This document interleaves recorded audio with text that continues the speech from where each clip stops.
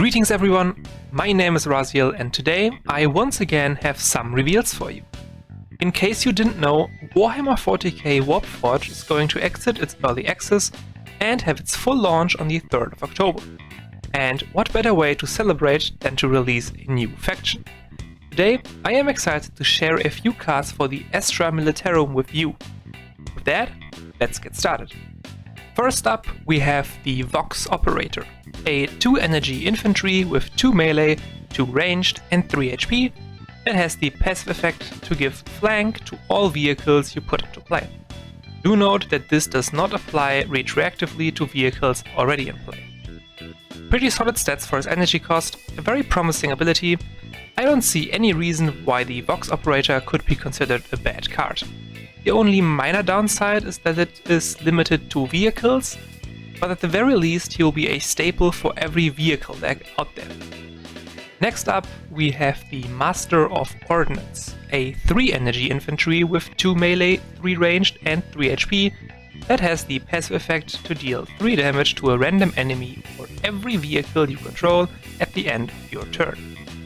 While his stats may not be that great for its cost, the Master of Ordnance definitely makes up for this with his passive effect. 3 damage per vehicle is not to be underestimated and can ramp up to some pretty scary numbers pretty quickly. Now, any vehicle that potentially doesn't look that threatening can be used to deal a pretty significant chunk of damage to your opponent.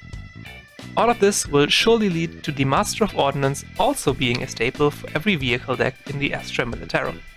Second from last, we have Bombast Field Gun, a 5 energy vehicle, 1 melee, 5 ranged and 5 HP.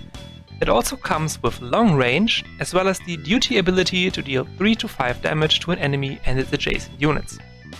If you don't know what duty does, I highly recommend checking out the previous reveals as it will be explained there. This bulky piece of artillery looks like it will be a pretty scary weapon in the Astra Militarum's arsenal. 5 ranged attack combined with long range is going to pound some serious dents in the enemy lines, and its duty ability allows it to even shoot past Vanguard units on a singular occasion. This makes it especially scary when combined with the Vox Operator to do all of these things on the turn it is deployed, or with the Master of Ordnance to first clear the enemy board with, let's say, its duty ability, and this allows you in all of your vehicles to shoot the enemy Warlord for 3 damage at the end of your turn, thanks to the Master of Ordnance's passive effect. In short, I fully expect this fine weapon to grace most Astra Militarum decks with its presence. Finally, we have the 10 energy stratagem Siege Warfare. Siege Warfare allows you to draw and deploy 2 vehicles from your deck regardless of their cost. This concept will be familiar to most of my fellow HHL players who had to suffer through the Desperate Defense meta. It can be incredibly strong depending on the troops you put into play. I could see this card being used alongside the deck primarily consisting of infantry units for the early and mid game, and only a small number of high-cost vehicles that you primarily want to cheat out using this card, allowing for a devastating push using, let's say, some big tanks.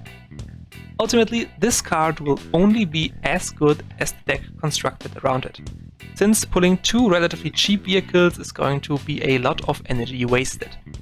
If we do see some strong, expensive tanks, Siege Warfare is going to be a card not to be underestimated, however. And that was it. Those were all the cards I had for you today. As always, I will briefly go over today's reveals once again.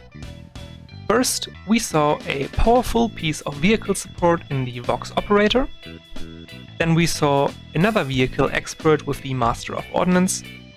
Second from last, we got to take a look at a promising piece of army artillery. And lastly, we saw an expensive pseudo-finisher stratagem that can cheat out 2 expensive vehicles from your deck at once. As usual, feel free to leave your thoughts in the comments down below.